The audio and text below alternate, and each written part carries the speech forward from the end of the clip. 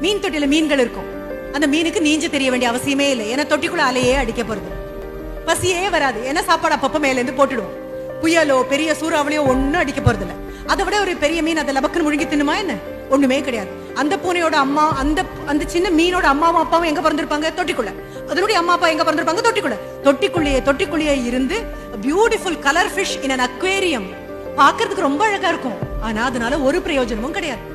அதே சமயம் நீ திமிங்கலமான்னு யோசிச்சு பாரு. நீ திமிங்கலம்னா நீ எங்க இருக்கணும்? மீன் தொட்டிக்குள்ள இருக்கணும். If you are a whale, you belong to the ocean outside. வெளியில இருக்கக்கூடிய பெரும் மகா சமுத்திரத்துக்கு நீ சொந்தம். அப்படி போகும்போது சூறாவளி அடிக்கும், பெரிய புயல் காற்று அடிக்கும், சுனாமி அடிக்கும், எல்லாம் இருக்கும். அதையும் தாண்டி போகக்கூடிய சர்வ வல்லமை உங்ககிட்ட இருக்கு. நீ முடிவு பண்ணு. நான் வெறும் மீன் தொட்டில இருக்கக்கூடிய அழகான மீன் தானா பாக்குறவங்க எல்லாம் பார்த்து ஆஹா நல்லா இருக்கு அவ்வளவுதான்.